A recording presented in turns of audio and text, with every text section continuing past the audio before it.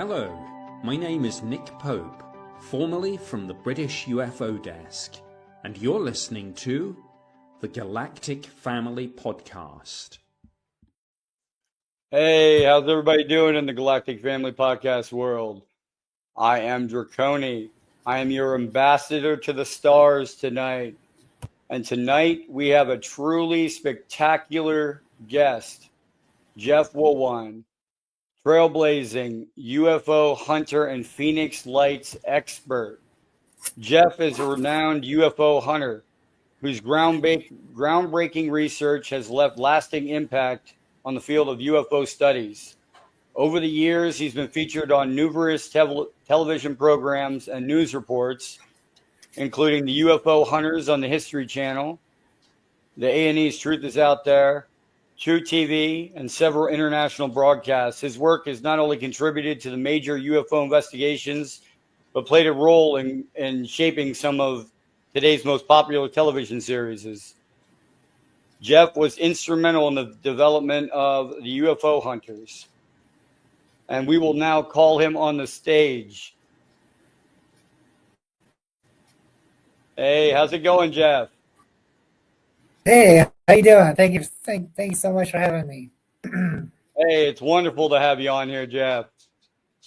So, a little bit of your background to begin with, like, how'd you first get into UFO research?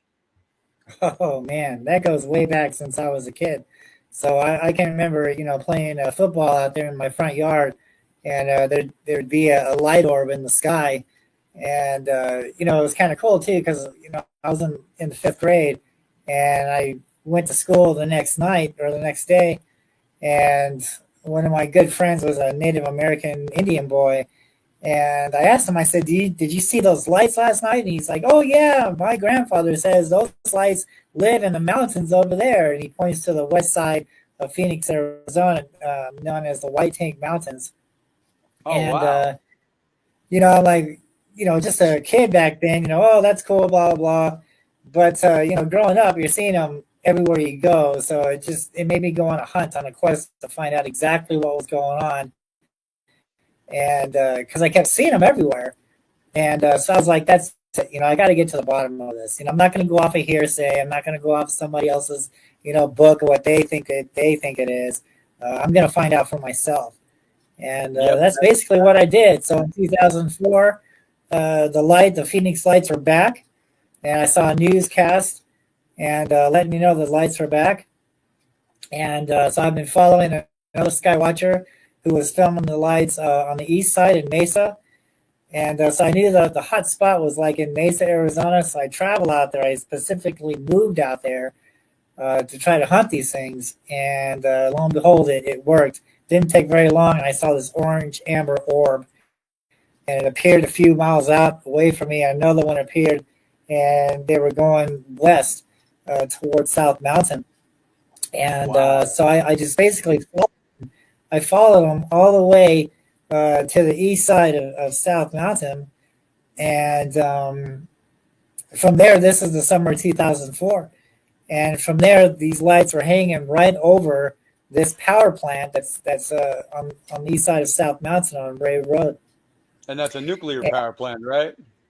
No, this one is boiled down into the fault line. Hopefully, maybe we can get into more information on that. But these lights are hanging over that power plant, and I'm catching them every night, And so I'm calling up the news.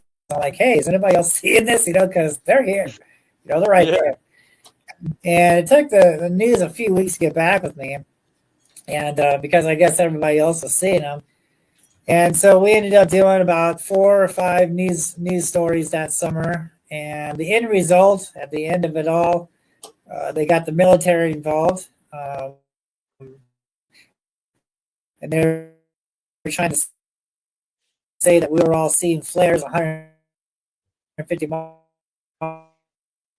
away in Tucson. And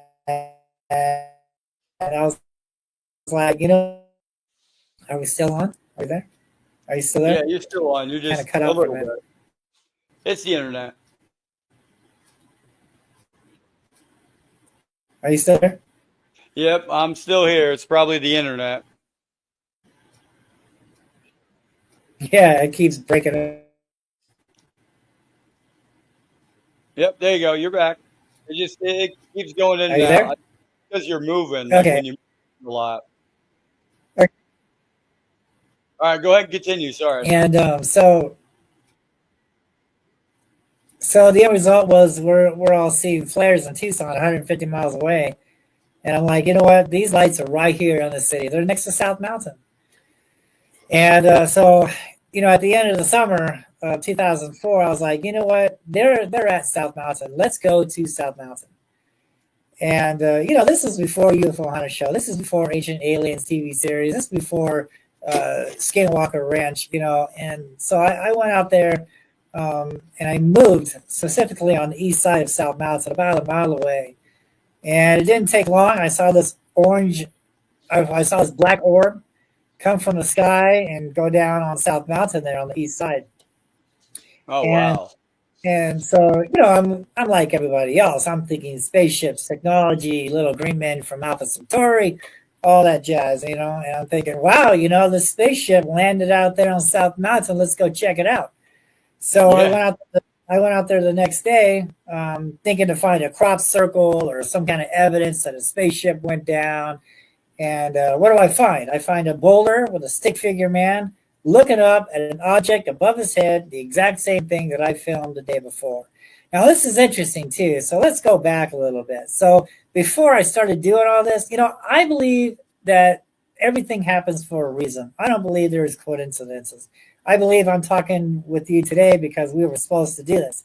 And so before I started doing all this, I remember seeing a Native American on the Channel 8, and he worked at one of the Indian museums in downtown Phoenix, and he was up on South Mountain talking about the petroglyphs, and one of the guys there was saying, "Hey, this stick figure man looks like he's looking up at something on above his head or in the sky." And the guy turned around and says, "Yes, that's part of that's part of the interpretations here, is that our ancestors saw and recorded things, here on this mountain for future generations." And I'm like, "Wait a minute, hold the phone. We have strange lights in the sky. Now we have strange markings on the rocks out there. There has to be a connection." And so after in 2005, when I discovered the petroglyphs out there, I remember the Native American who was talking about that about a few months before. So I contacted him and I said, "Hey, I saw you on Channel 8. I was like, you're up there on South Mountain talking about the rock art." I was like, "You know what? I would like to do a tour with you. Maybe you can teach me the rock art, and teach me, how to understand, how to interpret the rock art." And he was all for it, so we met up there on South Mountain. I didn't really tell him what I was doing. I didn't tell him what I was kind of working on. And but we went up there, and he was talking about spirals and giants and all this crazy stuff, and it just didn't seem to fit in what we, because I'm looking for spaceships and technology and this and that. But when he's talking about, these things that have been recorded before by the Hohokam Indians, it's not matching crafts. He's talking about spirits of the earth and the sky. And he's talking about, these spirals and how the spirals, when they're going clockwise, it's a doorway in. And when it's going counterclockwise, it's a doorway out. And he says that it's a doorway to another world, to another dimension, if you will. And he's saying that when the spiral ends in this crack, he says that is the emergence point. That spiral is referencing where the spirits come and go from. He goes, when the spiral ends up, he goes, there's a vortex in the sky. I said, a vortex in the sky? He goes, yeah. He's like looking down into a tunnel. That's what the spirals are all about. There's symbols on where these portholes, if you will, are located at. And he's going into a whole bunch of other stuff, and I'm like, dang, that's pretty incredible. And so since we got down off the mountain, are you still there? Yep, still okay, here. Since we got down off the mountain, it's okay. Then I kind of sprung it on him. I was like, hey, are you familiar with the Phoenix Lights? He goes, oh, yeah. He goes, there was some guy on the news last summer talking about these things. And I said, yeah, that was me. He goes, that was you? And I said, yeah. I said, I'm working on a theory on how that this rock art here has some kind of connections with what we're seeing in the skies today. And Yeah, I'll tell you what. I was just about to go over that. Sorry for cutting you off. That was the video I was actually pulling up. Was to present that on the screen just to show people, certain rock arts and stuff that were out there. This is some of the stuff that I've seen out there in the video world.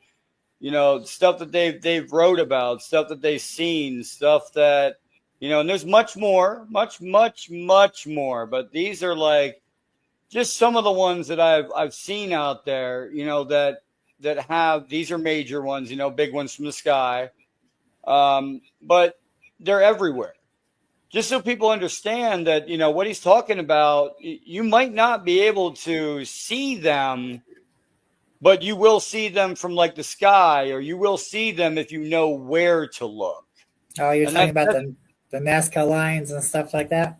Yeah, that's just what I wanted to get to there. But there is some on there, they, like you said, the Indians, the ancient Indians said that they had said that we were helped by ant people taken underground, helped, and then when the cataclysm was over, we came back up. Ant people, but they're drawl it too, and I'll let you continue then. That story of the ant people is interesting because the story goes a little further. Do you know the reason why the ants' waists are so skinny? You know the reason for that? It's because when the ant people told the humans to come into their burrow, into their world, and into the underground to save them for what was going on above ground, the humans ate all their food. So now the ants have a skinny waist, and this is the reason why the ant people kicked the humans out, because they were eating all their food. But you know what? That does make a lot of sense, though, because ants are very civilized and very communicatal. You know what I mean? They're a community of ants. It's not just one ant goes out and says, I'm going to do this by myself. Then you're dead. Yeah. Yeah. Wow. No, that makes sense, though. It does. Humans are very greedy. I'm pretty sure if we're down there making babies all these years and the ants can't keep up, yeah, I'm pretty sure they got pretty mad at us. Yeah. So anyway, we're talking about that on the rock art, and I was like, hey, I'm working on this theory, because no one has done this yet.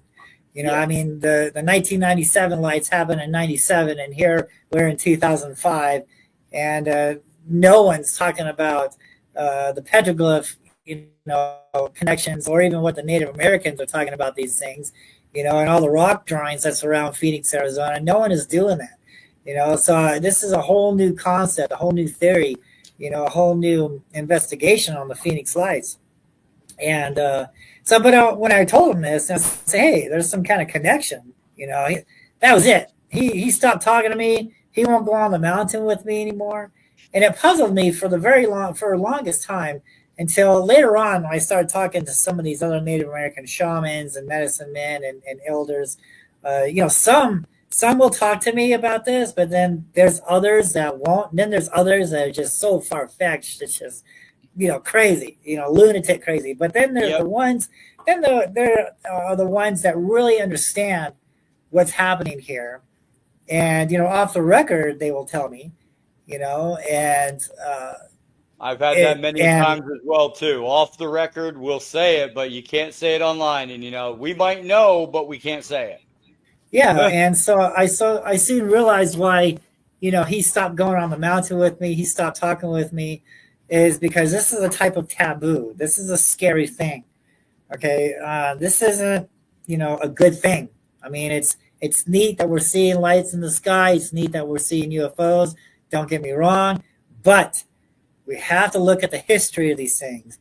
And that's what it all leads up to, is the evidence. Okay. It's not hearsay. And, when they're talking to me about these things, it's like an omen.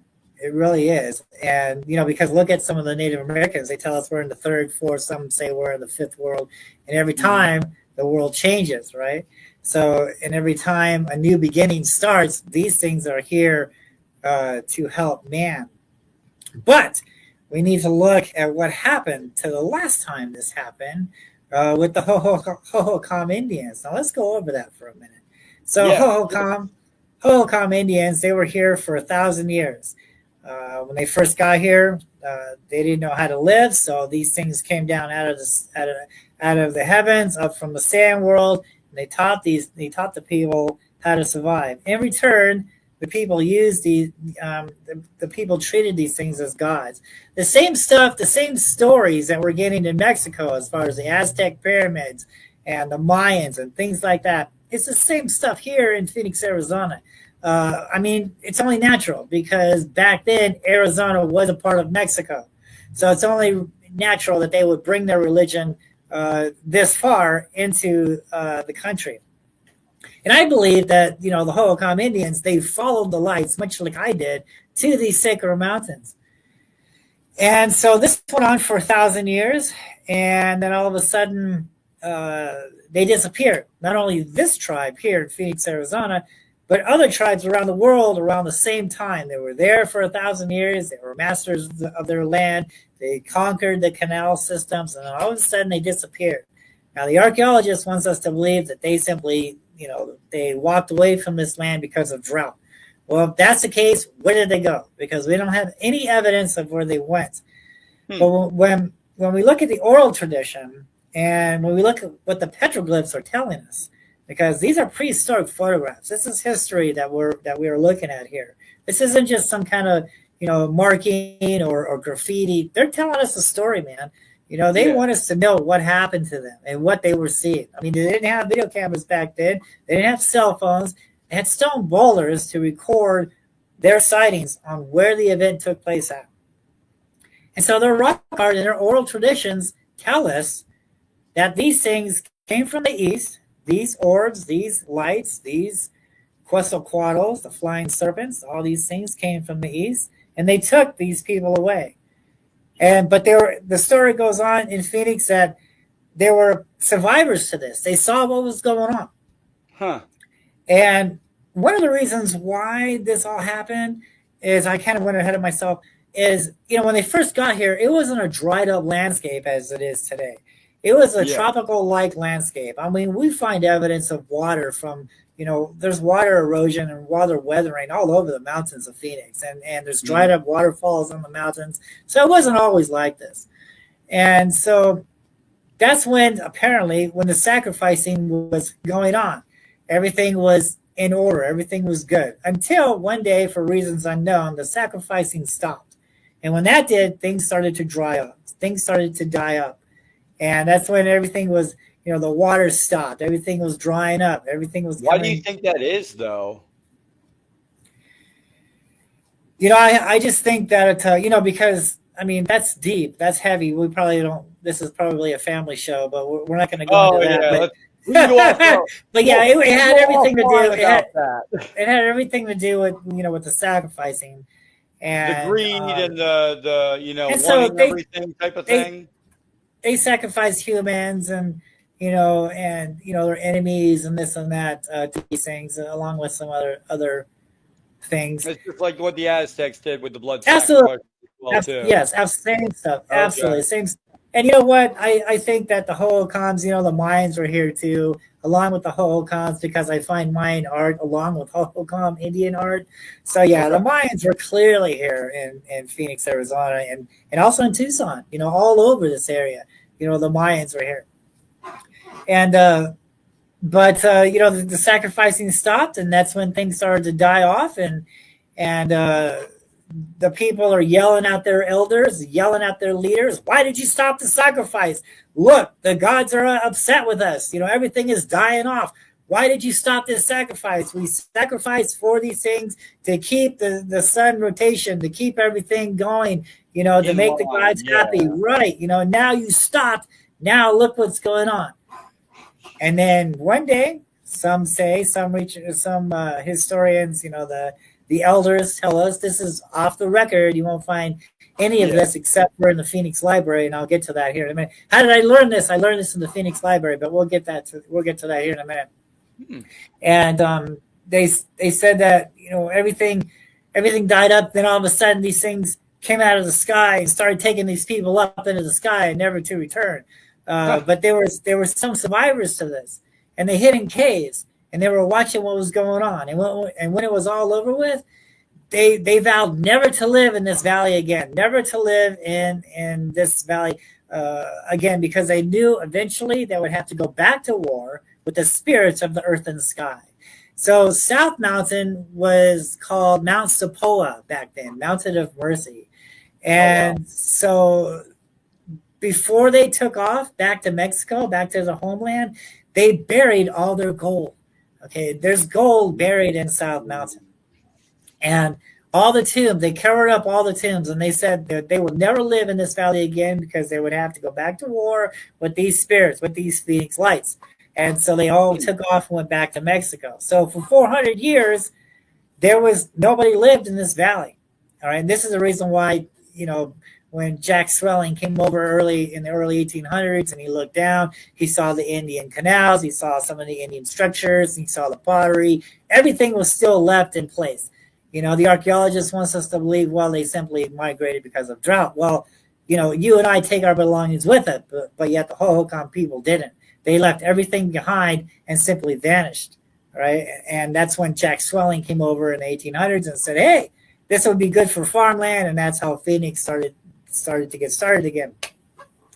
And, during those 400 years, there were Native Americans on the outskirts of the valley, and they saw the lights, and they saw these things that was going on these mountains, and they were afraid because they knew what had happened to their people the last time they dealt with these lights in the sky and these orbs in the sky. And so they were terrified, and so it took 400 years for that, story, for that stuff to vanish off the people's out of people's minds and stuff, for everybody to start coming back to live in some of these spots, because it took a very long time, and the legends and people dying off, and then some Native Americans ancestors would tell their children, and their children would tell their children, and so on and so on and so on.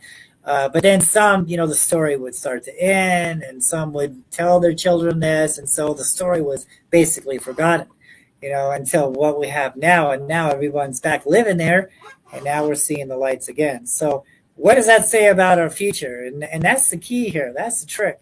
The Hohokam people, they saw the lights. They saw the Phoenix lights. They saw the Quetzalcoatls. They saw the flying diamonds. They saw these black orbs and white orbs flying around. And, they dealt with them. These things actually came down, right? Yeah.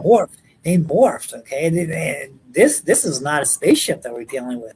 These are living creatures. These are living entities, and that's what I had a lot of trouble with when I first discovered this in 2005. I was trying to explain this to some of the other ufologists, and they're laughing at me. Dude, you're seeing balloons. Dude, you're seeing flares. You're crazy, man. You're on drugs, dude. And I'm like, wait, this is real.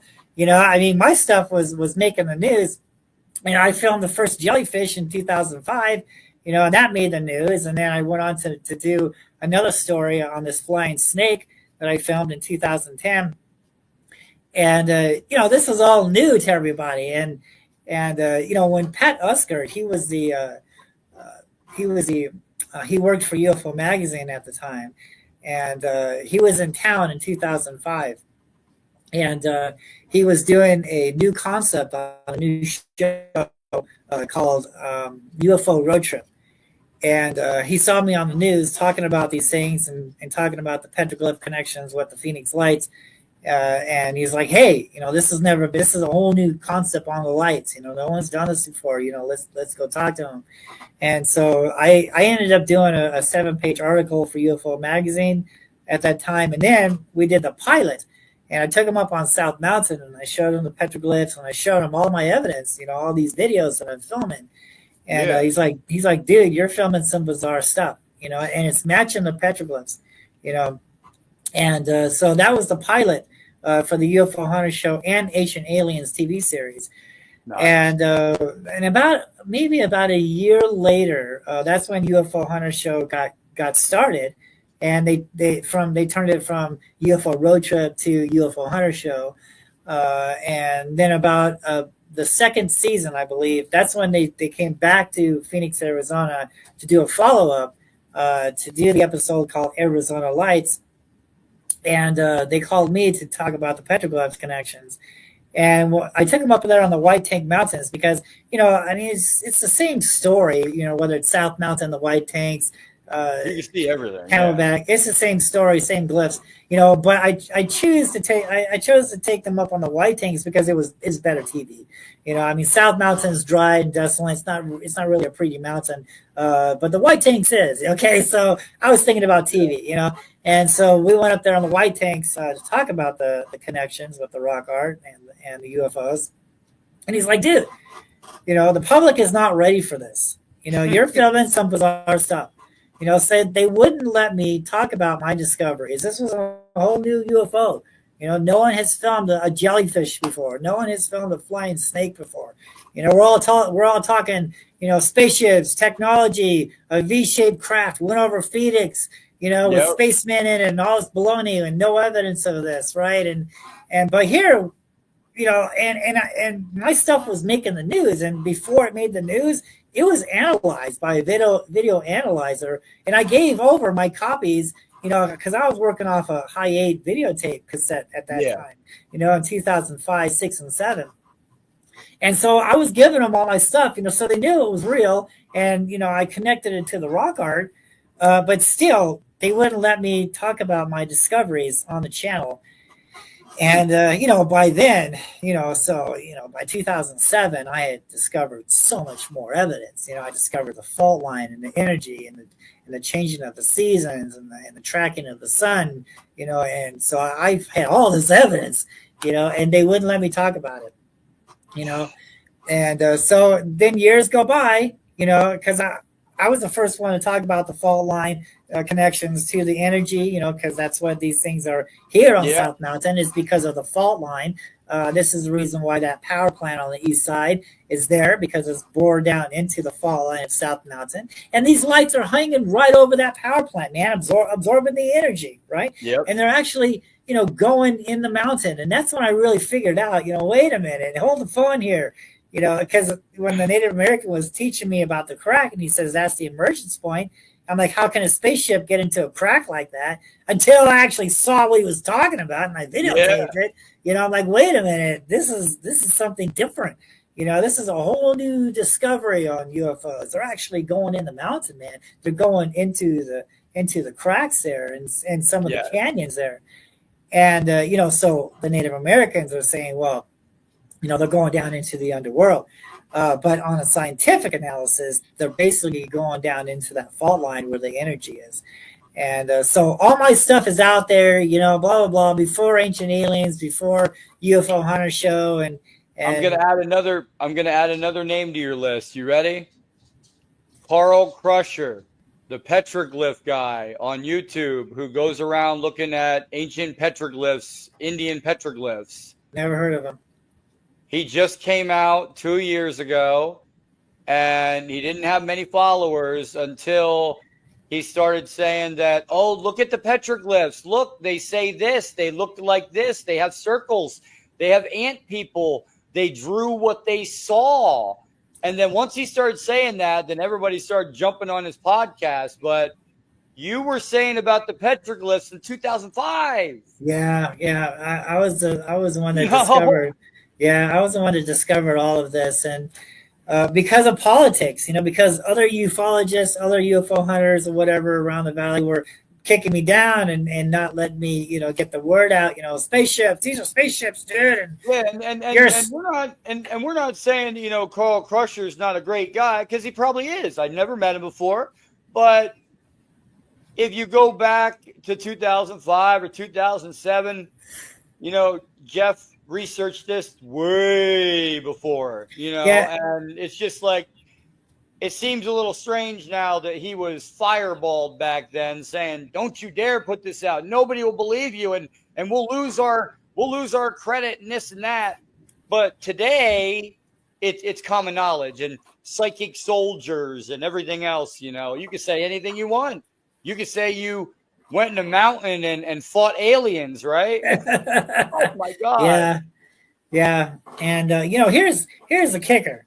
So everything's all fine and dandy if you're saying unexplained and I don't know what they are and blah blah blah blah blah. I mean, that's basically what was going on with me, before my book came out. And so I'm on the news. I'm talking about these flying serpents. I'm talking about this other stuff, and I'm talking about the petroglyph connections, things like that. And then all of a sudden, when my book comes out, and I'm exposing the real history of Phoenix, Arizona, the cover-up that was covered up over 80 years ago, and I'm bringing forth the evidence of the tombs that are buried up on South Mountain, and I have all these photographs. That killed me. That hurt me. Finding out what's going on. Sometimes it's a good thing, sometimes it's a bad thing, and that's what happened. It killed my story, because everybody wants, especially TV shows and news reports. They don't want to hear about gloom and doom. They don't want to hear the truth, right? They would rather hear, still unexplained, Phoenix lights, peace, love, and light. Everything's fine. Everything's dandy. Let's just love. Well, and I'd like to add things. to that. I'd like to add that real quick. The peace, love, and light is fine, okay? However, okay, if you are, I actually just put this out about an hour ago before we went live, okay? I put out my opinion on the Skywatcher team, and it's about 3 minutes long if you guys want to see it, but it's pretty good. And pretty much what I say is, okay, you say you can call it in and show me a UFO in my face, okay? You're going to provide me that proof. There's one problem, however. There is a thing called the Nuclear Secrets Act of 1959, which states that any technology or any kind of technology or anything that is emitting any type of radiation is immediately classified by the government and seized, because it is dangerous technology that could be released to the public, and they don't want us to get injured. Well, everybody in the UFO field knows that UAP craft most of them emit neutrino emissions. Neutrinos are not alpha, beta, gamma, but they are part of the nuclear family. They might not be totally not benign to us and hurting us, but it's not going to fry our faces into a million pieces with neutrino unless you're hit constantly. That's interesting that you bring that up, because Skinwalker Ranch, I think it was episode 7, season 4, I think it was. They shot this rocket up into the air with these sensors, trying to see if there was energy up there. And lo and behold, what was there? There was a light orb up in the sky. And they're trying to say, this UFO craft is emitting energy and blah, blah, blah, blah. That is so wrong. That craft, that thing is not emitting energy. It's there because of the energy. Yeah. Skinwalker Ranch there's nothing special about Skinwalker Ranch. It's the canyon about a mile away. That's what's special there. That's where the petroglyphs are. That's where the fault line is. That is where the doorway is. Okay. So Skinwalker, and they're just in the flight path to these things going down into that canyon and coming out of that canyon because of the fault line. So, yeah. And I will agree with you with that, Jeff, because I looked up Skinwalker Ranch, okay, and everybody can do this. Look up their mission statement and look up what their company is labeled under. It is labeled under television and production, not scientific research. Yeah, and that's the problem too. Since I came out with my discoveries, and I wasn't allowed to present them over the years, like you said, other people has been seeing my work and basically taking it and showing it for their own gain. I mean, I had to turn down a contract with A&E just recently because they wanted to use some of my work, but let somebody else talk about it. And they wasn't even going to say who discovered all this. I'm not the one for that. Yeah, so I had to turn that down.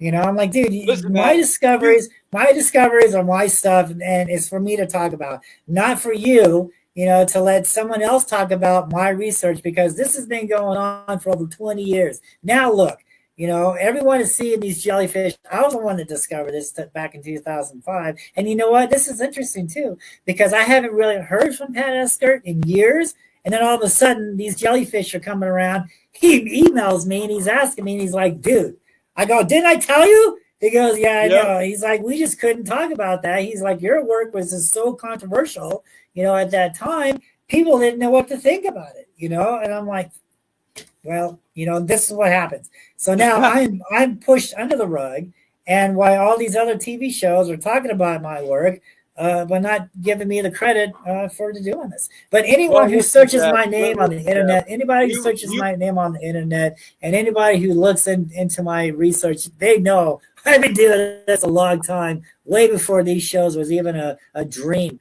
And this is the reason why Pat Eskert came to me for the UFO Hunter show to do the pilot and the Ancient Aliens TV series because of my work, and you know what, because I was talking about something else. I was up to be a part of Ancient Aliens, to be a spokesman for Ancient Aliens, but I was talking about something different. I'm like, dude, these aren't crafts. Crafts and aliens, that's fine, but this is something else. We have something else here. They didn't like that. So what they do, they called Giorgio and to be the spokesperson, because Giorgio was open to lying to the public about spaceships and aliens and all this bullcrap, where I was more into the facts, and telling the truth and not deceiving everybody, and I'm saying, look, if I thought these things were good, I would say that, okay? I went down the same journey, the same path everyone else did. Oh, these things are here. They're here to help us. This is great. They're from another world, blah, blah, blah, blah, blah.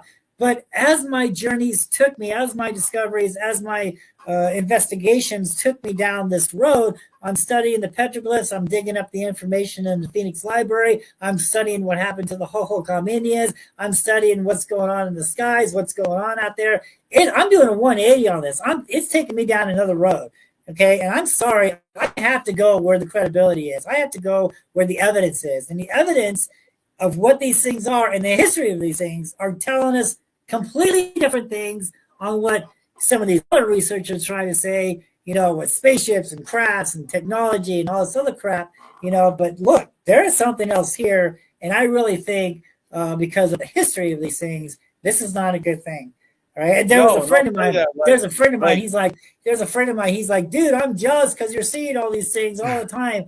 I'm living over here in the United Kingdom, but I'm not seeing anything. I was like, dude, be glad you're not seeing them. Okay. All right. Be thankful you're not seeing them. That means nothing is going to happen over there. The reason why we're seeing the Phoenix Lights, the reason why we're seeing all this crazy stuff in certain places is because something is going to happen. All right, this is not a good thing. This is why some of the Native Americans won't talk about this. Right, it's taboo. It's a scary thing. It is a scary thing. All right, I've seen these things up close. I've seen these what now are called jellyfish, and they're scary. I call them monsters, dude. These things are very scary things, and I believe that they will never come out with a disclosure to tell the public what is really here. First the conspiracy, first the cover up was all these are flares. Oh, these are balloons. Now I believe that the next cover up is going to be spacecrafts. Why? It's because everybody can understand what spacecrafts and technology is. Why not? We build spacecrafts. We go to other planets. We go to the moon in crafts and blah, blah, blah. So we're easier to understand this. We understand technology. We understand another living being, maybe from another world. We can accept that. But when it comes to something different, another creature, another entity, another living being that actually goes into the mountains and can shapeshift and fly and do all this weird stuff, that is scary stuff. That is not going to be ever told to the public.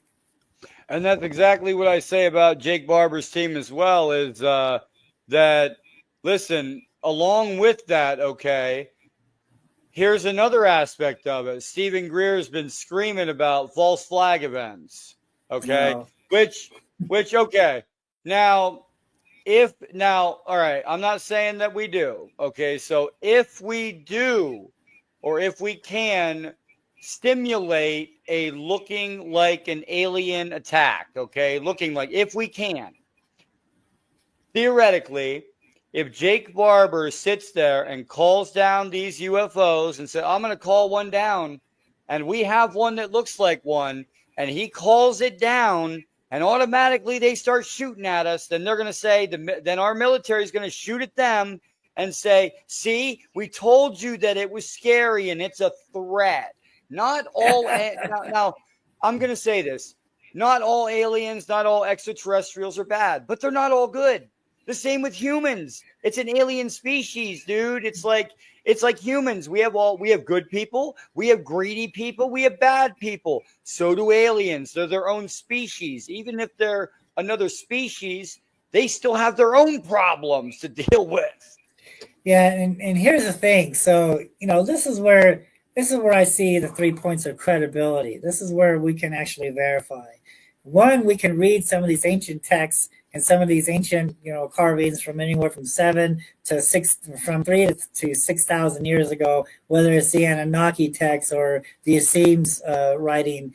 And then we can come out on these rocks, on these mountains, these sacred mountains, and we can see the prehistoric photographs of what these ancient texts are talking about. Mm-hmm. And then the third credibility is we're seeing them for ourselves with our own eyes. That's the 3 points of credibility here. Does history talk about spaceships, aliens from Mars? No. History is telling us something completely different. And I'm going to give you another secret, too. A lot of people think it's from outer space.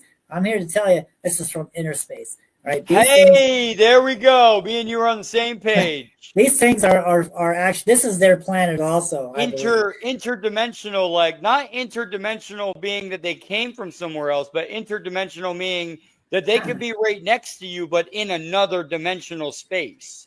Well, this is their home also, and they have always they have always been here. Just as the oceanographers are finding new species of life below mm-hmm. the ocean, this is another species of life. Okay, and but you're right. Some are good ones. We do read in some of these texts where these orbs, these pillar clouds by day and a pillar of fire by night, led some of these people to, areas for safety. Okay. And some have healed people. Yeah. You know what I mean? So we do have that, so yes, there are good ones and there are bad ones. And I really think what we're dealing with here, as far as these lights and all this other stuff that we're seeing today, are the bad ones. Well, I mean, look at human beings today, okay? Human beings today, what do we do when we go out in the wild? We hunt, we tag animals with GPS trackers to see where they go and do scientific studies on them. And that is somewhat of what they do as well. They'll abduct, they'll put an implant, they'll make sure they know where you're at, where you're going, and then I mean that sounds just like that. That sounds like us. Well, that still hasn't been proven scientific, yet. It's like a scientific kind of study, but not like, hey, do you want to agree to this? They don't give you that option. Yeah, well, unfortunately, there's no evidence of that. There's a lot of books and people saying that objections, but we have to go where the evidence is. Yeah. So that's all fine and gravy, and that's nice.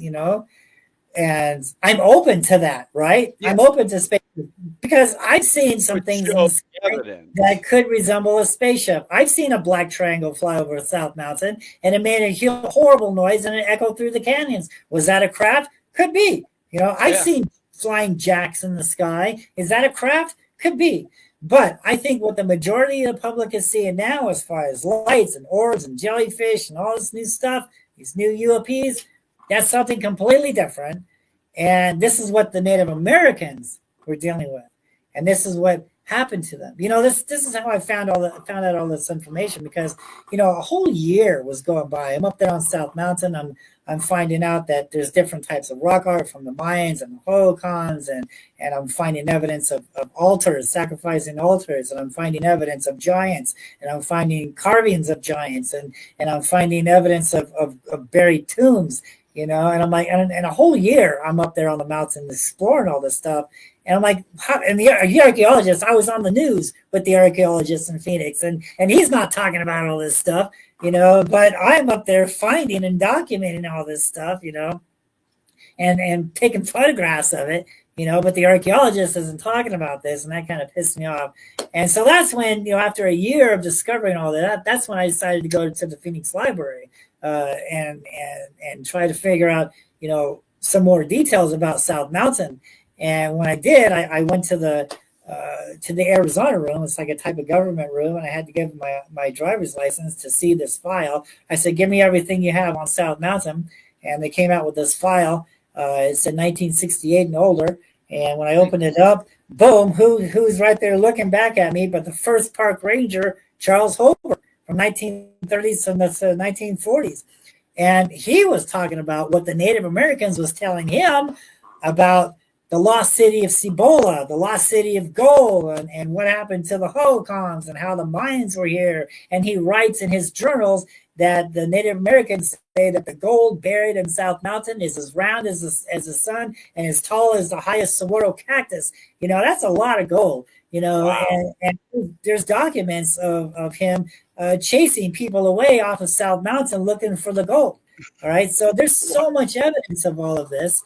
And how did he learn this? He learned this from the first Native Americans, right? Who was telling Charles, this is what you need to protect. If you're going to be a park ranger, you have to protect our ways. You have to protect our land. Here's what's going on.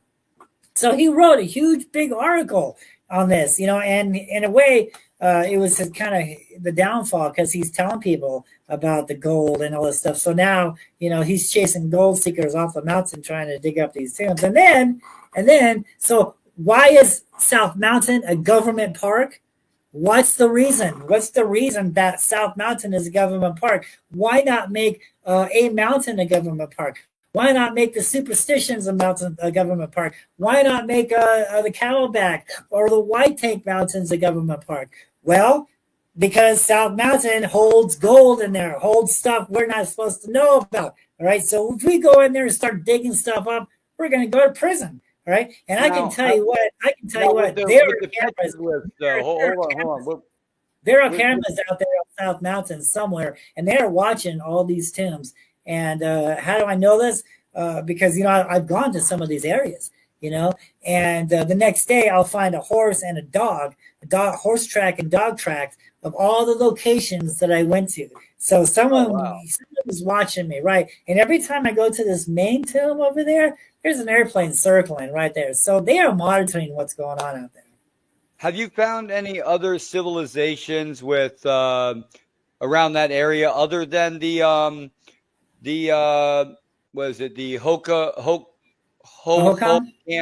Hohokam people? Have you found other civilizations with UFO carvings?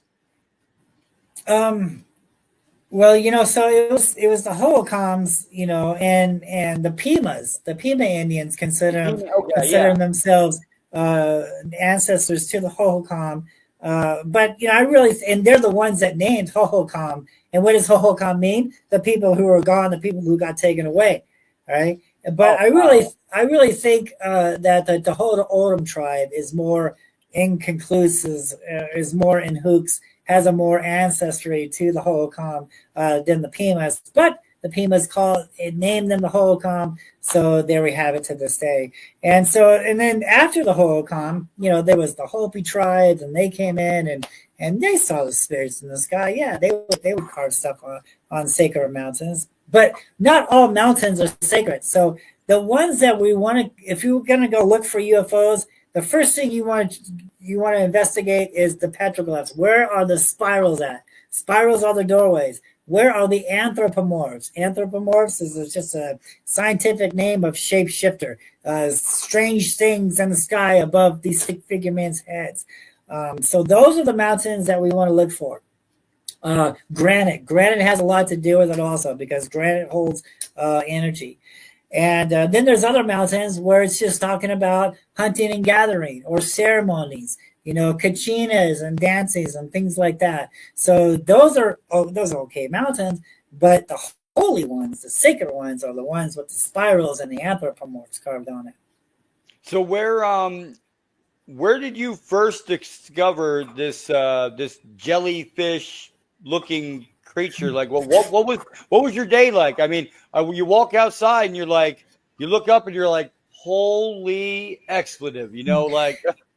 So I strategically put myself on the east side. Like I said, I believe everything happens for a reason. Nothing is coincidence. It just so happens, all right? Because they're telling me I'm seeing flares, in 2004. Well, they're flying around South Mountain. So let's go to the mountain and see if we can get some day shots, right? So what happened? I found an apartment by chance, by luck, on the second floor overlooking the east side of South Mountain, a mile away. So my kitchen window, I had my camera sticking out my kitchen window 24/7 for 3 years. I sat by that kitchen window. If something was going to get past me, it was because I was in the bathroom or I was sleeping.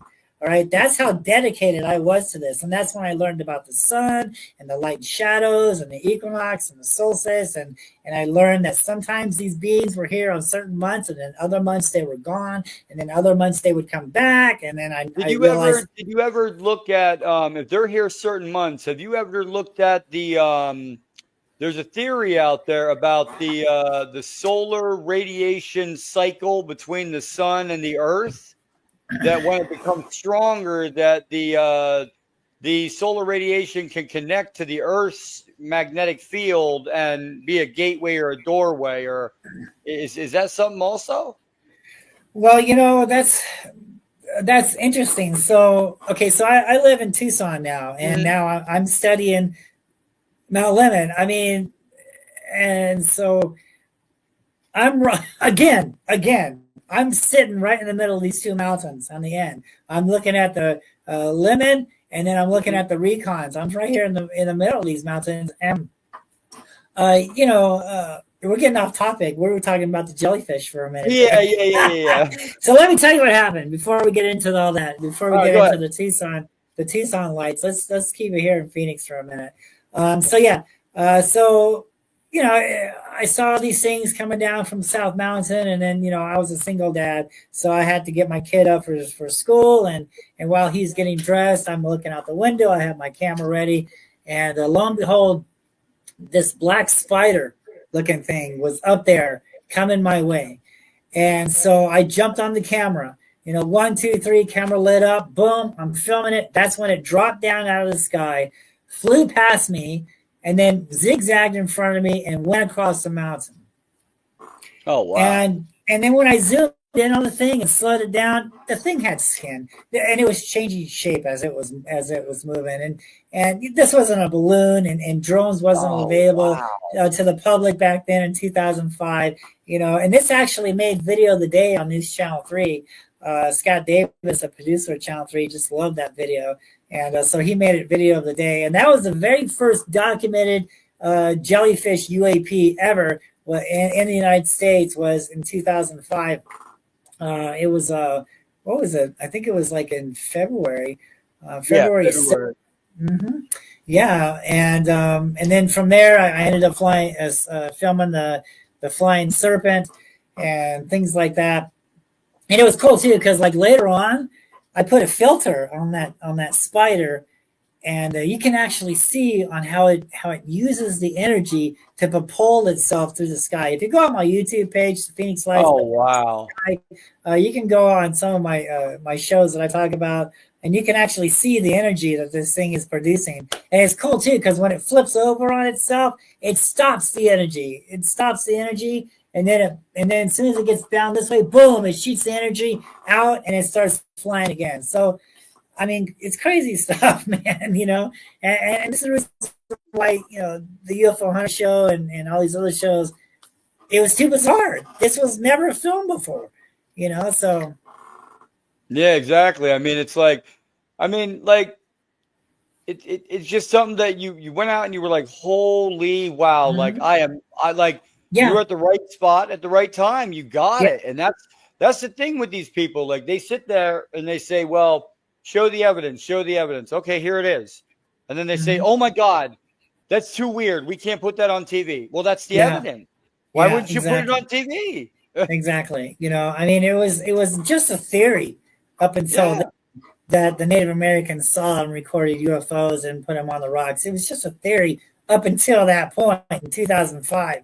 And I'm like, wait, there's a crooked snake that left the mountain. Oh, wait, look, in the same area, there's a stick figure man looking up at a crooked snake. I mean, there's the proof. There's the evidence right there. So that is And I where the will agree with credibility you with stands. that because I've gotten photographic proof myself, which I'll send to you after the show.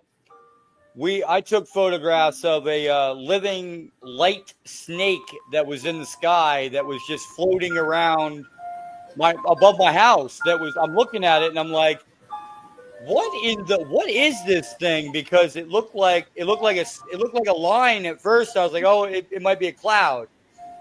And then all of a sudden the cloud started morphing and then it started going like into a snake kind of Yeah. a light kind of Yeah. snake. And I was like, am I imagining this? And I'm like, I got my phone and I took I took like millimeter second photographs. I took like 20 of them in a row. So I'm going to send them to you after this. Well, yeah, I'd love to see it. Yeah.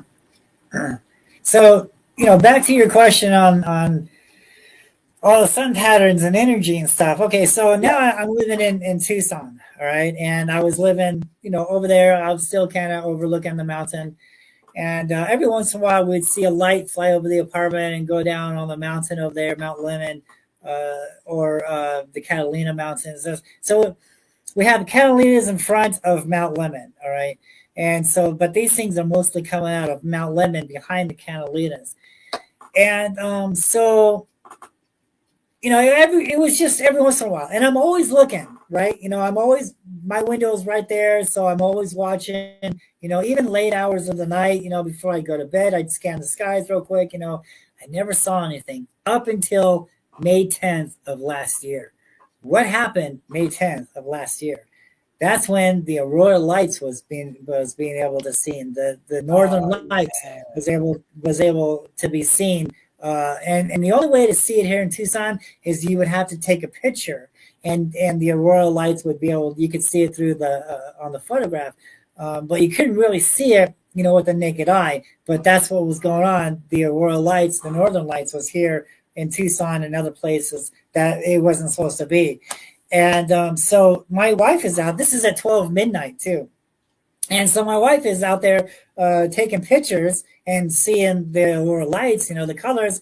But I'm looking at the photos and I'm like, there's little white lights in there, dude. What's going on with that? And then I looked up and I saw these lights flashing above the mountain. I'm like, dude. So that's when I brought up my night vision camera, and holy cow, man, you would see these orbs coming in, and when they got right over. Because there's canyons behind Mount Lemmon. There's these huge canyons behind Mount Lemmon. And so when these orbs would come in, they would get brightly right over that canyon, and they would suck up that energy, and then they would disappear. And then two more would come in.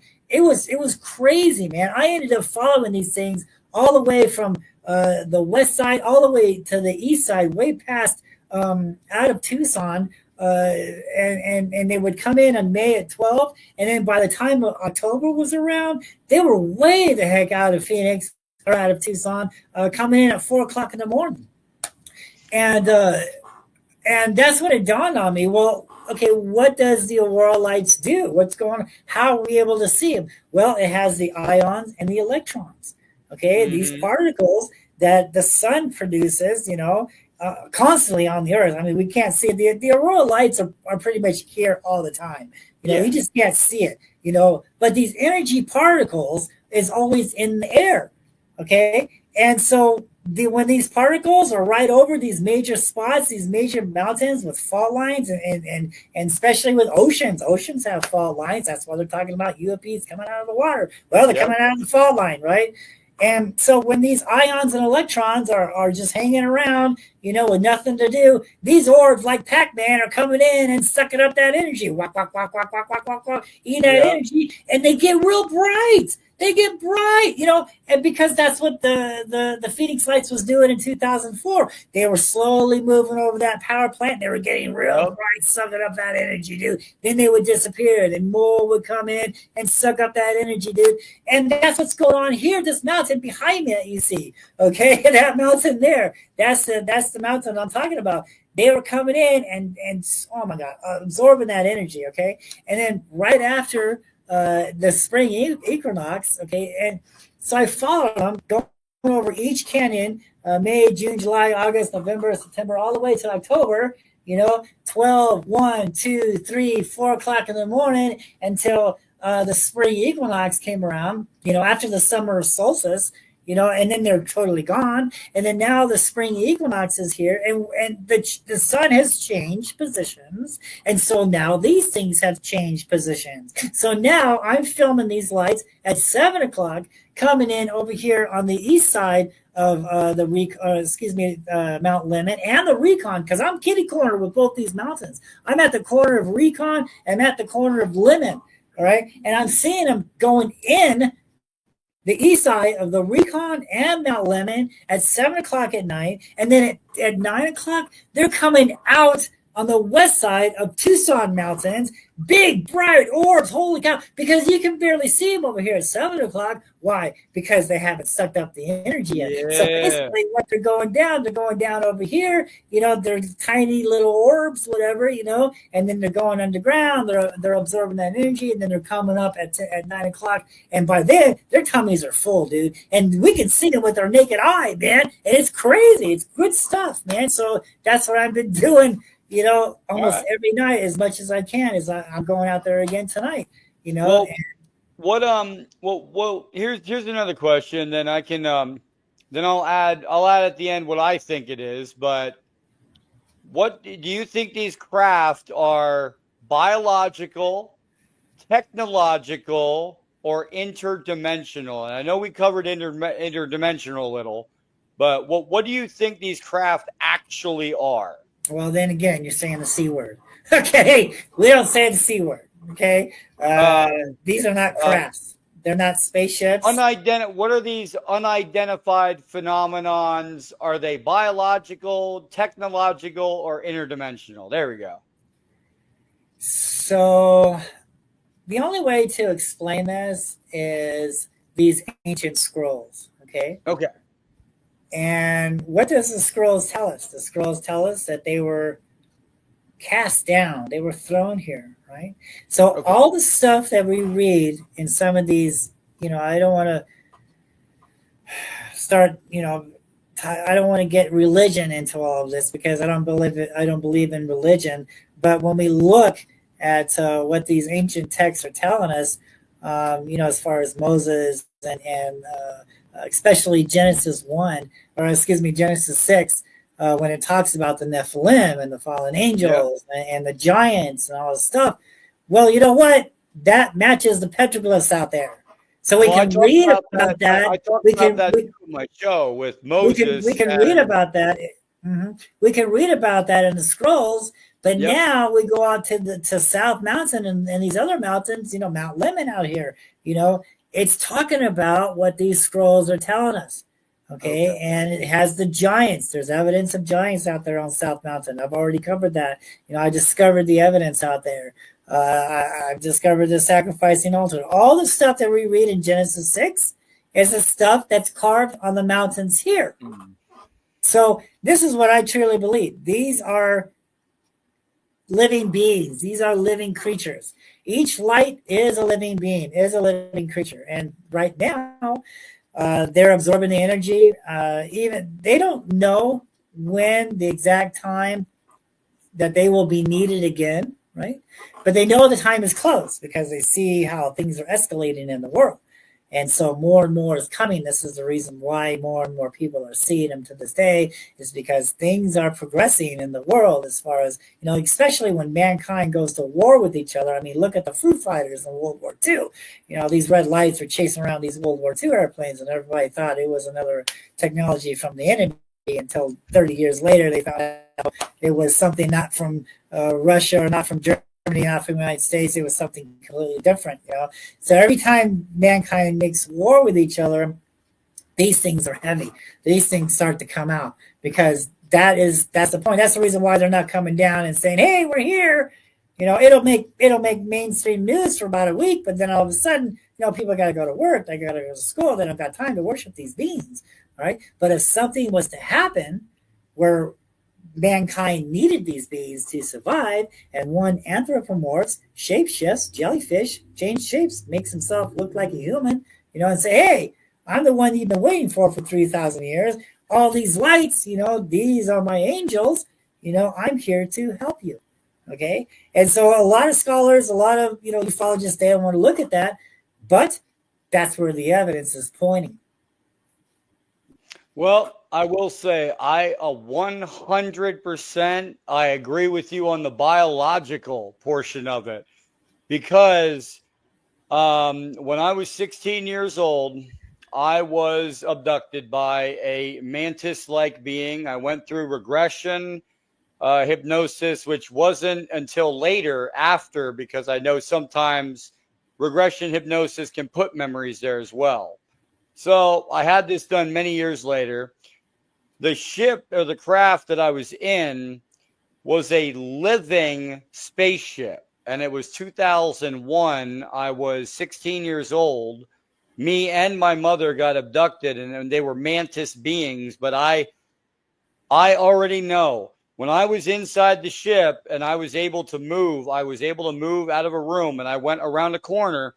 I put my hand on the corner of the door, whatever it was, to go around to look what was down the hallway.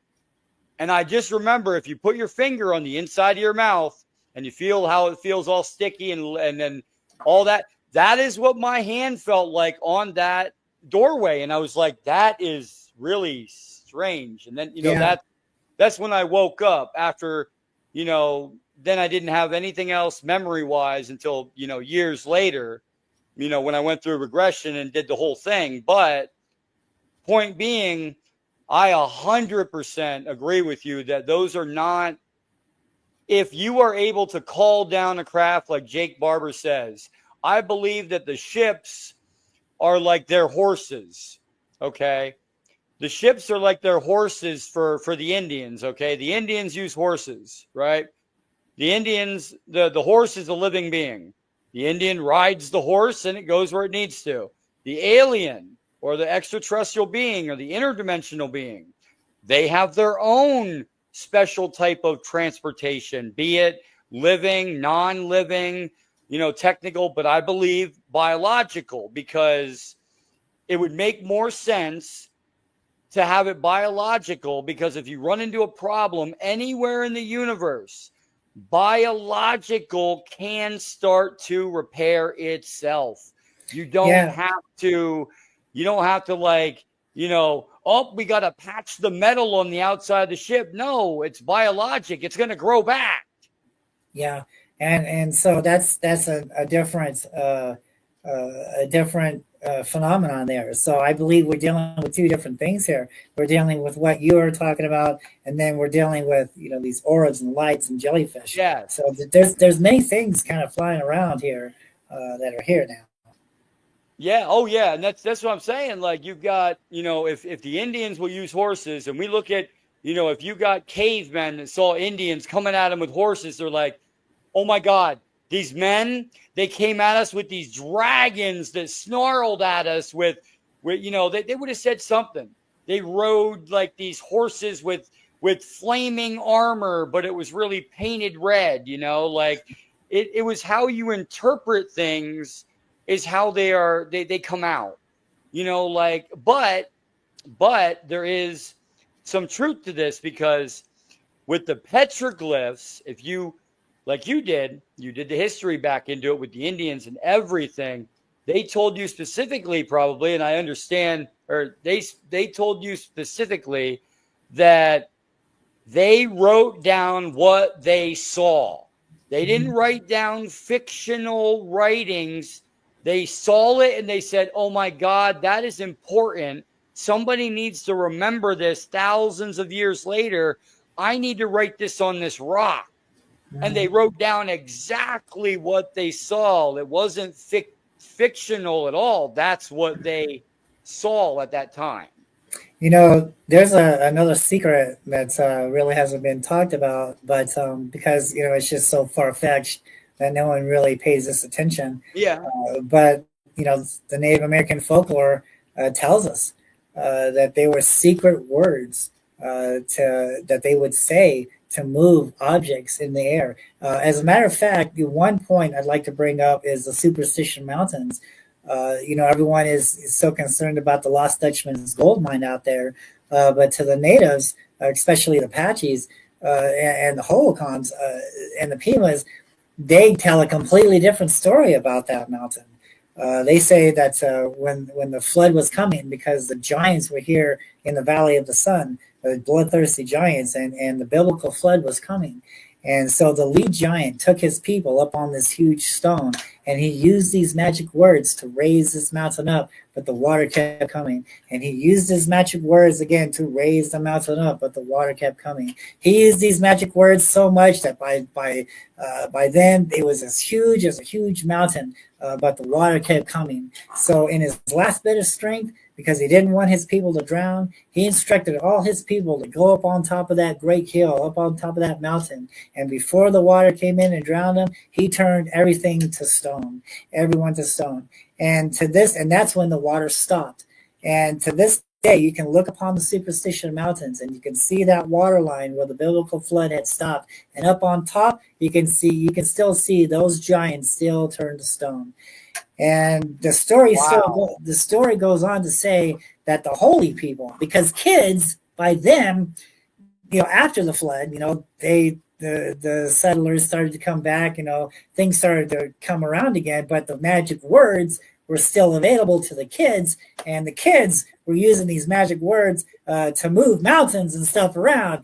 And so the holy people came down and they erased that memory. They took that language away from the people, and so now the only way they can really explain on what happened is to make petroglyphs, is to make drawings, because the secret language was taken away from them.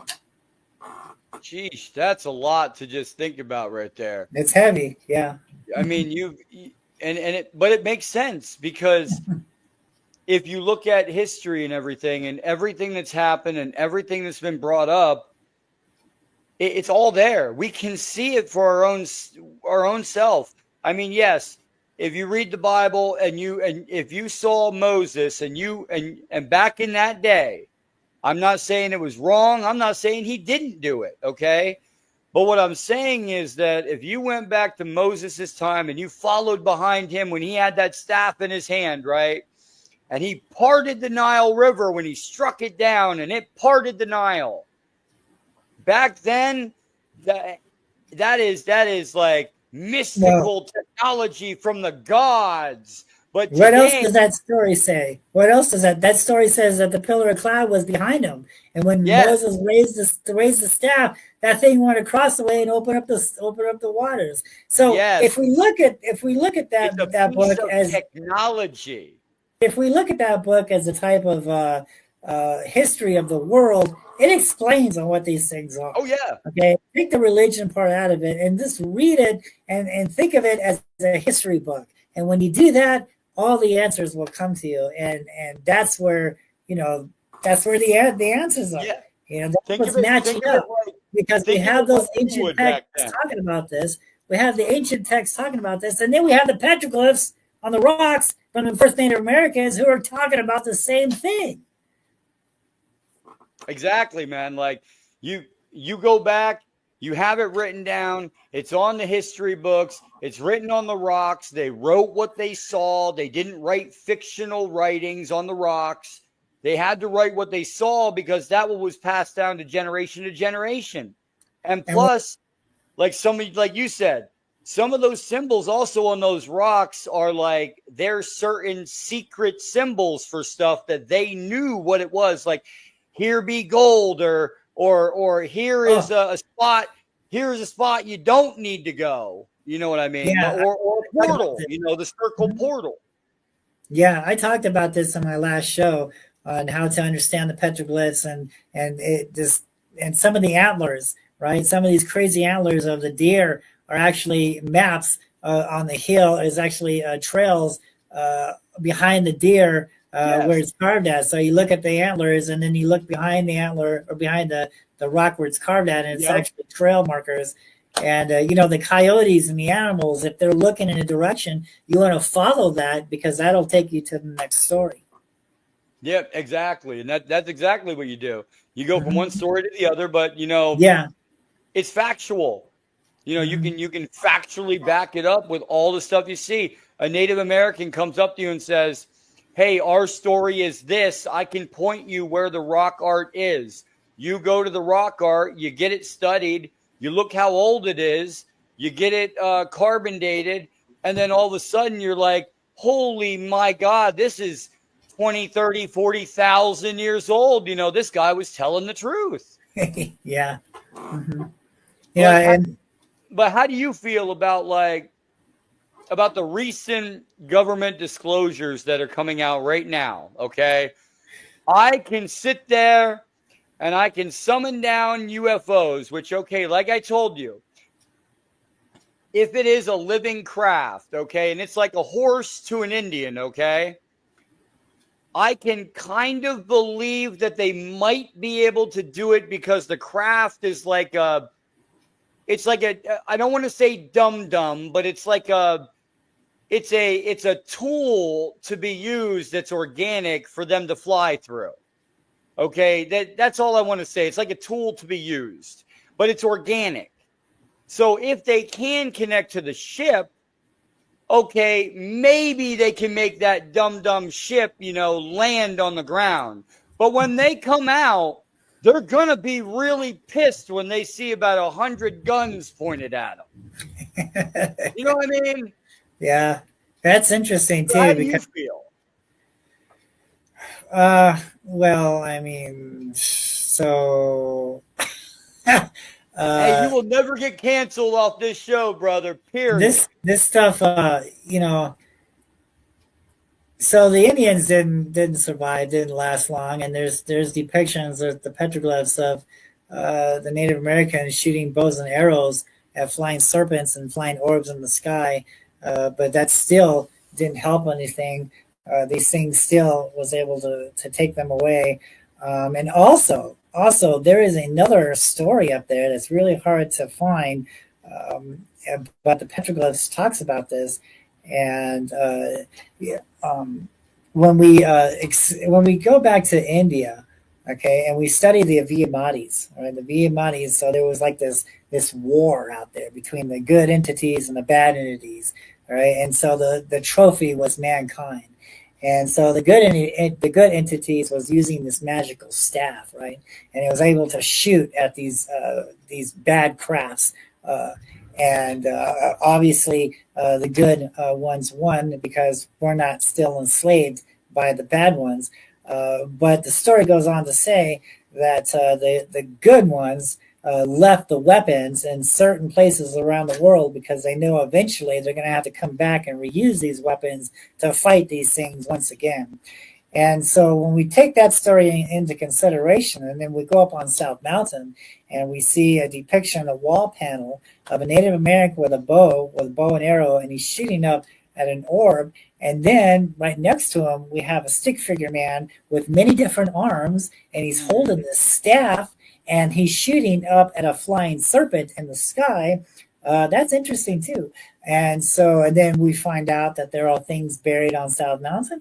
Well, maybe there's some of them secret weapons buried on South Mountain, to destroy these phoenix lights, to destroy these serpents, to wipe out these flying jellyfish. So yeah, the story and the history is something really that's deep, and we need to study it further. Well, me and you are going to talk a lot more extensively after this because I want to show you a video that I actually can't release online right now because I haven't verified it. I don't like to release stuff unless I verify it. But It's of it might be of one of the mountains in your area, and it could be of an underground entrance, military-wise, to get into the underground of the mountain. So me and you will talk after this, but I've got a video of a tractor trailer truck going into a mountain and seemingly disappear, and then the camera zooms out and it shows you the entire mountain. So if I send you that video, maybe you can tell me what mountain that actually is, and if that's close to you around the world or whatever, and maybe you can help me verify that one. Yeah, okay, cool. But other than that, I mean, why would they keep this a secret? Why keep it a secret? You know, all this is going on. If it really is, they need to come back and they need to help us win, or they need to help us, you know, gather us together all like ants and say, listen, there's something coming. It's a lot worse. Here's where we put all the stuff. You know, you need to do something about this and stop worrying about what's going on here. You know, is that kind of what's going on? Are you asking why doesn't the government come clean about these things? Yeah. Well, you know, they've been watching them, you know, and there's helicopters and airplanes out here watching these things too. They're flying right up on them. And when I was watching the Phoenix Lights in 2004, there was airplanes circling these things and trying to shoo them out of the area. So they've been watching these things for a long time. And then when I moved to South Mountain, I was not only was I dealing with airplanes, I was dealing with black helicopters too. And it was interesting because these helicopters would come in and they would hover over this area, and then like they would leave, and then like maybe 15 minutes later, one of those things would either leave from that area or drop down in that area. But to answer your question, why don't they come clean with this? It's because it's scary. If they actually came forth and says, hey, everybody, guess what? Guess what? The Phoenix Lights is responsible for the whole disappearance. Isn't that wonderful? How many people would actually live in that valley and continue to work and pay taxes in that valley? You know, not a lot of people would, if people really understood what was going on here, they would be frightened and they would leave. Okay, and I'm telling you what, I'm watching these things, and when things start to when it hits a fan, I'm out of here, dude. I'm gone. So I mean, I'm watching patterns. Like, have you seen patterns with these things? Oh yeah, absolutely. People, oh sure, yeah. Like if I look up, you know, me and you are kind of like brother investigators. I'm a MUFON section state director, and you know, you have many, many years under your belt with, you know, of on the ground research, you know, and in your face research, like you went to these places. So what are some of the patterns that normal investigators would overlook when they look at these sightings? Oh man. So I got people hiking up on the mountain. I'm like, dude, I went up on South Mountain. I didn't see anything. Well, okay, it just doesn't work that way. All right. What month did you go? What time was it? Okay. What season was it? You know, and that was the secret. See, I didn't know any of this until I started doing my research in 2005. And that's when I realized that, you know, January, February, and March, you know, those things were heavy. And then right after the equinox, you know, these things started to quiet down again. And then when the seasons changed again, that's when these things started to pick up their activity. And so I learned what months they were here, what months they were gone. And that was all fun and gravy at that time. And then the next year, it repeated itself. And in the third year, it repeated itself. That was a secret. That was how to understand when these things were going to be here. And this is the reason why the Native Americans, they carved these light and shadow markers during the equinox and the solstice, the changing of the seasons, when these shadows project the shadow, and it cuts through these spirals and it goes into the stone. All right, so it's telling us when these things will return. And also there's a stick figure person looking up at an orb or looking up at a flying snake. And that was another thing too I learned on South Mountain. So like this canyon is for the serpents. That canyon about a mile away, That canyon is for the orb. About a mile away, that canyon is for the flying snakes, the cricket snakes. And then a mile down, that canyon is for the Phoenix Lights. So it was different entities, different doorways for different entities, and the Native Americans, they've already documented this stuff for us. They tell us where it's at. They carved this information in the spots where the event took place at. So they've done all this for us. So they're pretty much telling us on that rock, they're like, okay, there's an ant being on the rock and there's a spiral and everything. So this exact spot is where there was a portal and an ant being was seen. And then, stuff like that. This huge canyon, right, is nothing but spiral petroglyphs carved in that whole canyon. That is the doorway. That is the emergence point. And then up on top, what do we have up on top of that canyon is a stick figure. There's two stick figure mans looking up at a flying snake. Well, that's exactly where that flying snake came out of in 2005 when I was 2006 when I was filming it. They came right out of that canyon there.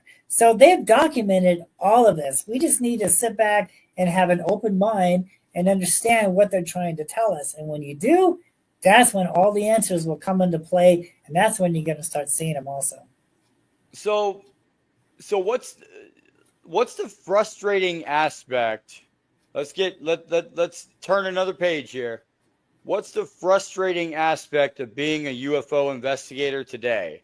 I know the answer to this, but I think in my case, all right, trying to bring this information to the public and not be ridiculed and made fun of and telling me I'm seeing balloons and flares, because that's what it was. I mean, I did this for my own sake. I wasn't doing this to make money. I wasn't doing this to get famous. I was doing this for my own, just to figure out what am I seeing in the skies. And so I read the books on flying saucers. I read the books on crafts and aliens and from another world. And then now, I'm looking at what history is telling me. I'm looking at these old scrolls. Now I'm looking at the petroglyphs and all this other stuff. And now I'm seeing it for myself and coming down from the mountains.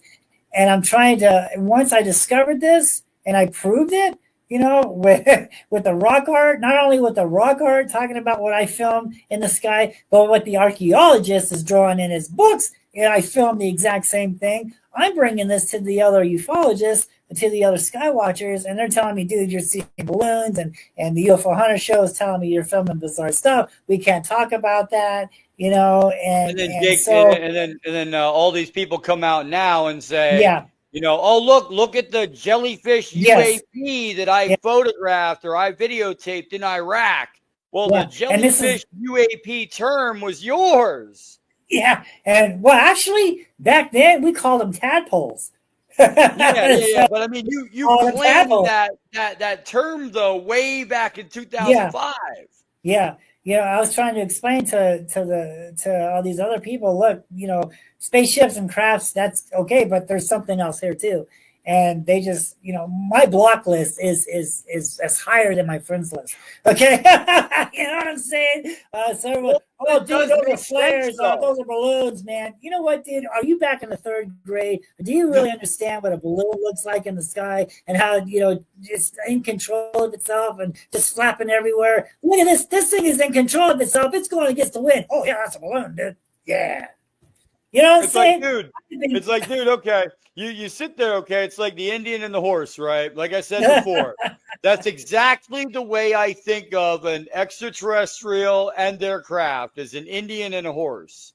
Right. Because that is the only logical explanation that I can come up with, that Jake Barber and his team can call these things down and make them land, is that they're not connecting to the entity, they're connecting to the ship. Yeah. Which could be bad in all different kinds of ways after that. And that's the thing, I'm just so frustrated, that in 2007, when I was doing the episode Arizona Lights, they wouldn't let me talk about this, and so what led that, it led it to other, shows, talking about my stuff that I discovered years ago, and even still, they're saying, oh, just like the Skinwalker Ranch. Oh, that thing must be, generating the energy, and I'm like, no, it's there for the energy. Yeah, it's pulling the energy. You haven't got that far yet, So I soon learned that I was 20 years ahead of these skywatchers and ufologists, and it really frustrated the hell out of me, because I discovered something different, and they're still stuck back, Well, it's like what I tell people, okay? Think of it this way, okay? You think of the Earth. The Earth has a metallic molten core that's spinning. That creates both gravity and electricity, because that's where we're getting our thunderstorms. Lightning doesn't hit from the sky down, it hits from the ground up. Mm-hmm. So guess what? There's where ley lines come in. There's where all these energy lines come in. Yeah. The Earth's core is spinning and making this energy pulse out of it. So that is exactly what you're saying. These things are coming in, picking up on this energy pulse and saying, ooh, free refill, we're on our way. Yeah, and that's the thing. No other skywatcher is even talking about the ions and electrons that the sun is beating down on this, these ley lines and these fault lines and these energy lines, and that's the reason why these things, so we're 20 years ahead of everybody. You're hearing this first, folks, and then 20 years from now, man, you're going to say, oh my God, Jeff Woolwine said that years ago. I'm glad I had you on, because our theories about stuff are lining up almost perfectly, because with the Earth and the energy and the beings coming here for, pretty much a replenish, like we would go into a gas station. Like the Earth is a giant. If you look at the Earth from space and you see it as a technological marvel, it's not that they're just looking at the Earth and saying, oh my God, look at all the people. They're looking at the Earth saying, oh, look, that planet has a metallic core that spins and pulses out energy that we can use. Let's go there. Mm-hmm. It sees the Earth as a battery.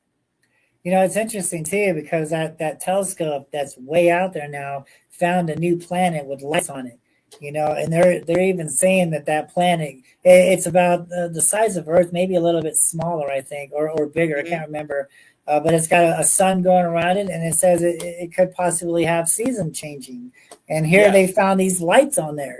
Well, that's what was going on here. So. Well, it's like nobody wants to believe it, man. Everybody wants to sit there and say, you're wrong. Okay, well, why are you sitting there and giving blind faith to people when you don't do the actual evidence to back up your material? You understand? Absolutely. If they did the actual research like you did or I did or other people do, they'll come to the same conclusion that we have, Right. It's just not someone writing a book that doesn't know what they're talking about. This is in the field, hands on, and years and years and years of research, brought me to you, because this is where, I discovered, and no one taught me any of this. I learned all of this as I was going throughout the years. I discovered the pattern. I discovered this was something different. I discovered the energy and the sun and the ions and neutrons. And so this was all new. This was never talked about and still not talked about, so in ufology, right? They're still talking about crafts and Alpha Centauri and aliens from another world. And they're not looking about, wait a minute, what does, the history say? What is the logical explanation, about these orbs and these jellyfish, and why they're in certain places and not in other places, what makes that place so special, but that other place not? So no one's talking about that yet. So we're 20 years ahead of everyone. Well, it's like you right. you have to scientifically think about it. You can't take somebody's word for face value. If I tell you, right. If I tell you, Jeff, that hey Jeff, I've got a video of something coming out of a mountain, I need you to verify it. That's totally different than me saying, hey Jeff, I went to the top of that mountain and took this video myself, and look at what I saw. No, I found, somebody sent this video to me. I need to verify it, Jeff. What do you think? That's totally different. You understand? Yeah. Yeah. And this is the reason why, the ancient aliens, once they saw that Arizona Lights episode, that's what kickstarted that show. They're like, hey, this guy's up there on the mountain and he's connecting the dots with the rock art. There's a show there. Yeah. Ancient Aliens has been around, but the TV show hasn't until, after my work. So. Oh, exactly. And like we were talking about, I was actually on Ancient Aliens myself. I was on season 19, episode 5. It was the MUFON files. Okay. I got injured investigating a UAP landing site here in Pennsylvania. And we had all the scientific evidence from the lab and everything that the grass was burned from the inside out. It was microwave transmissions that hit the ground. So it couldn't have been from an outside heat source. It was from an actual NHI craft that came down, and I had gotten exposed in my arms. And like Jake Barber said, what happened to his arms, it happened to mine years ago. But you know what they called it back then? They called it unexplained skin eruption. Trying to explain it.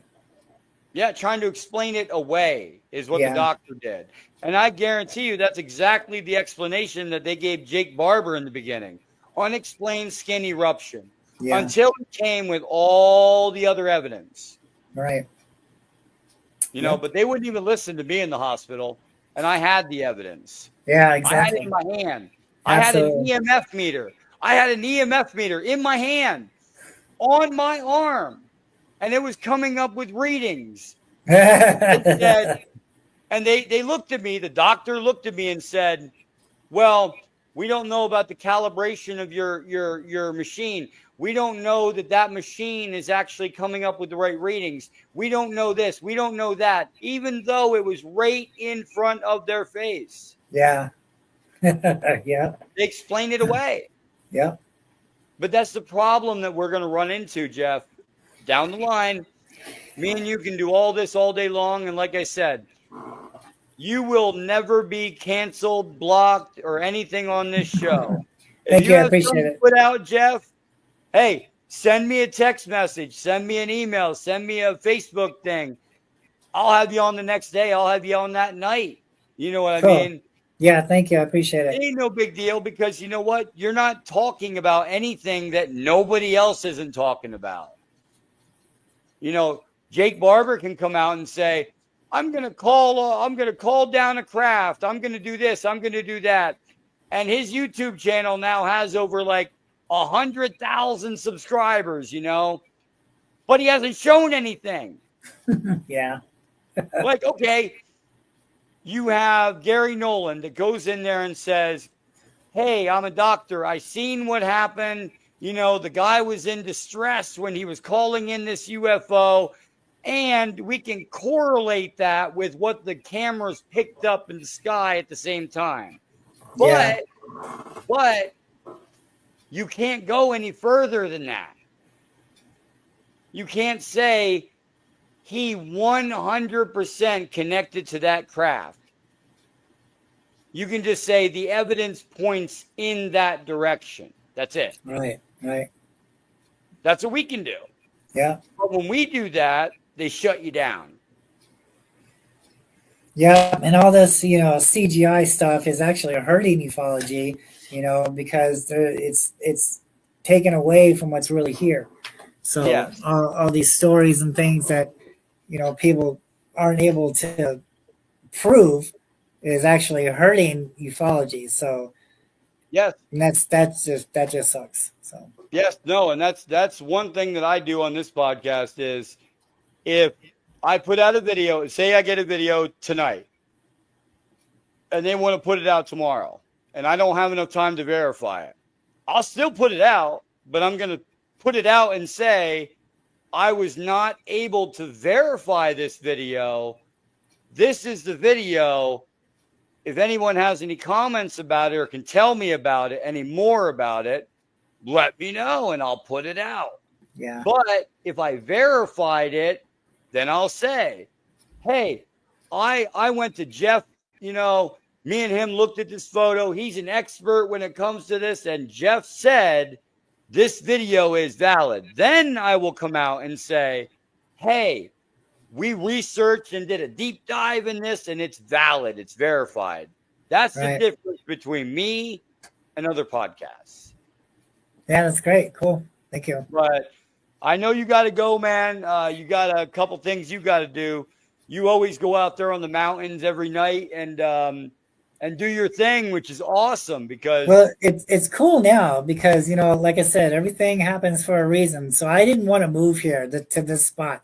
Matter of fact, I didn't want to move from the apartment that we were at, but we were forced to move, and I hated it. I did not want to come here. But the thing of it is, the second story balcony I have is overlooking the Recon and Mount Lemmon. And I could see, you know, all of them, you know, and I'm like, but there's trees in the way, right? You know, that from the bottom of the mountain, but I can see above the mountain. And so nothing is a coincidence. So now I'm coming out of my balcony here in 15 minutes, and I'm going to be watching these light orbs go into these mountains, and then for an hour, because they're only out there for an hour. And then at 9 o'clock, I'm going to a parking lot, a hospital garage parking lot that's 5 stories up and able to look around the city. And I'm going to be watching the West Mountains called the Tucson Mountains. And I'm going to be seeing these orbs coming out of the mountains. If you want to see all these videos, find me. Well, you want to search on YouTube UFOs over Mount Lemmon. If you search that on YouTube, then that's going to bring you to my channel, because the Phoenix Lights, petroglyphs in the sky, that's going to be hard for you to remember. But if you remember UFOs over Tucson, or UFOs over Mount Lemmon, that'll bring you to my channel. Also, the Tucson Lights, that'll bring you to my channel, and you can follow me there. That'll give you links to my Facebook page where you can. I'll put the link to your YouTube channel. I'm actually going to put that in the description after this goes out tonight. So cool. Thank you. Yeah, that'll be in the description. The link straight to your Facebook, or not your Facebook, your YouTube page. Cool. And also there's links in there in the descriptions of each video on where to get my book from Amazon. And so that goes into the history of Phoenix, Arizona. It's got petroglyphs, and so there's a lot of stuff in there. So yeah. Now, do you have any now real quick before we end it here, do you have any upcoming events that you want to put out that you have upcoming, like any petroglyph tours, anything like that you have going on? Well, not at the moment. So right now, I'm trying to get people up to see the 9 o'clock showing. If you live here in Tucson and you want to see some UFOs, go ahead and contact me, and because I know where they're at, what time they're going to be there, and where to look. And that's basically what we've been doing here lately. And I actually has taken the Tucson MUFON director, Karen Hill. Awesome, great person. I've spoken many times. I've spoken many times at her lectures and stuff like that, and I've actually taken her up on some of these spots, and she's been seeing the orbs too. And I've had people come in from Phoenix to see the lights too. So that's basically what's been going on lately, just documenting and having other people see this. And so yeah. All right. I mean, like, well, what's your final thoughts before we get to an audience question here, and then we'll probably have to call it here because I know you're getting out there to the mountains. It's getting late.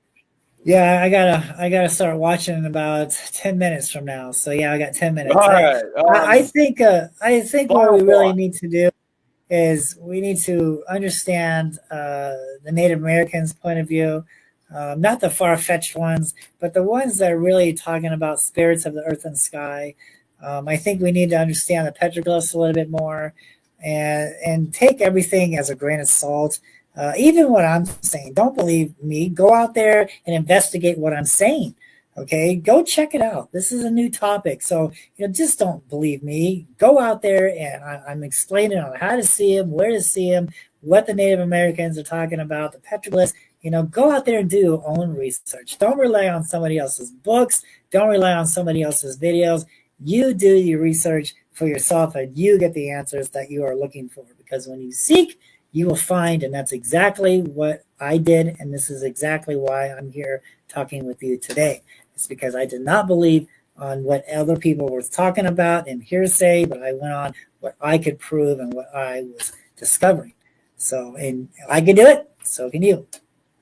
Exactly, man. And that's all we need to put out too, because listen, if everybody out there puts out factual information only, we will build this UFO community so fast that the government ain't going to be able to keep up. Yeah. Well, I think, they had that UFO conference, not too long ago, and I'm watching it and, they're watching my work. They have to be, because they're talking about stuff that I've been saying, years ago. So they jellyfishes and shape-shifting UAPs, yeah, and energies and living beings. I'm not, living creatures, things like that. So, and it went from UFOs to UAPs. Well, they're getting closer to it. You know what I mean? So, yeah. Yeah, then it went to NHI, non-human intelligence, instead of extraterrestrial. Yeah. I got these airplanes and helicopters circling my place all the time now, and so they're watching me, and I'm sure they're watching all my discoveries. And yeah, so yeah, but that's where it stands today. So we got about 5 minutes. I gotta get going. All right, this is the question that I have from an audience member. Have you explored any locations outside Arizona and found similar petroglyph evidence elsewhere in the United States? Well, I get a lot of photographs from other people sending in photographs, and it's all the same story. As a matter of fact, it even looks like the same artist. Now that's a little creepy, because we got the spirals, carved a certain way, and then we go off to New Mexico and they're carved, the exact same way, so it's just weird. It's like the same Indian is going around, carving the same thing because it's his style.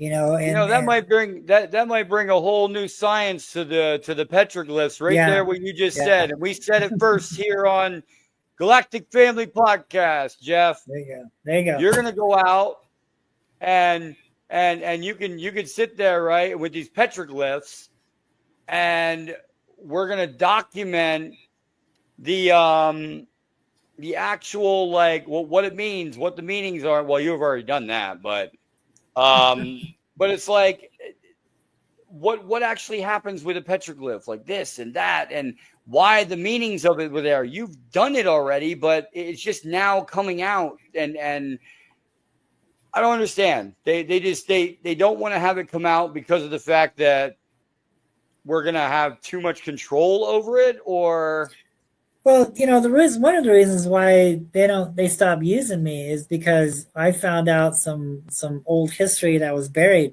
like South Mountain. I'm talking about the tombs now. Well, after Holberg died, that's when they made South Mountain the government park, and they buried all his information away from the public in the Phoenix Library for 80 years until I came around investigating the mountains and the Phoenix Lights and everything, and I opened up that folder and I resurrected this story. So nobody knew about the holocoms and the Mayans being here, and certainly not the gold on South Mountain, because that's what they wanted to bury. They don't want people going up there and digging up stuff because that will rewrite history. So they want to keep all this a secret. But little old me comes around being nosy. I discovered all this stuff, and so it's just one more layer to the cake of credibility. That's what I was going to end with right there. Was we're going to make a new science out of this, Jeff. Yeah. Is there any way possible to handwriting analysis on the petroglyphs to see if they are the same person? I don't know. That's hard to do. That would be hard to do because Mm. you can't carbon date the rocks and you can't carbon date the petroglyphs. You're not trying So to carbon date though. You're just trying to see if the symbol drawn is the exact same way that somebody would draw oh it. Just yeah, like I oh would draw yeah, a symbol and you would draw a symbol, and it'd be totally different because our drawing style is different. yeah, absolutely. Like the Easter Island, their art's a little bit different, but over here on the West Coast, of the United States, even some in there in Colorado. I mean, it's the same type of rock art, the same type of That would be style. neat then to see if they actually were like you said, drawn. They look like they're drawn by the same person. Maybe they are. Yeah, that's weird, huh? That's totally a trip. And it's the same story. It's the same story, especially around the world. So it's the same story, but told a little bit different. But basically, it's the same thing. So, Yes. All right. Well, we will end it there because I know you got to get your behind out to the mountain and do that great work you got going up there with the with the videos. Because listen, man, I've been watching your stuff, and every single night you have something that pops out of that mountain or something. And people really need to check out your work thank you. because you're putting in the miles, the money yourself, your own money. You're putting in your own resources to research this topic, and I think that's commendable. I really do, Jeff. Thank you. I I appreciate that. really do. Thank But you. we will stay in touch, Jeff. And Yeah, I'm going to run some theories past you after tonight, and me and you are definitely going to stay in touch. yeah, But that sounds great. if you have anything else to put out, man, get in touch with me. I sure will. Thank you so much for having me. You're awesome. Hey, it was definitely a pleasure, man. Thank you. Thank you. Hey, all right, guys. That was Jeff Woolwine. Like he is one of the great experts on this field when it comes to the jellyfish UFO. And I'm telling you, man, like that everybody needs to start listening because nobody's going to give you this information for free. Nobody's going to give you everything. Nobody's going to tell you, hey, here's everything. Nobody's going to do that for you. You have to do it for yourself. You have to do the research, put in the miles, put in the scientific evidence, and find out for yourself, guys, because nobody's going to do it for you. But you know what? Here at the Galactic Family Podcast, we will do our best to let you know whether or not a video has been verified or that video still needs to be verified. And I'd like you guys to check it out and let me know what you think.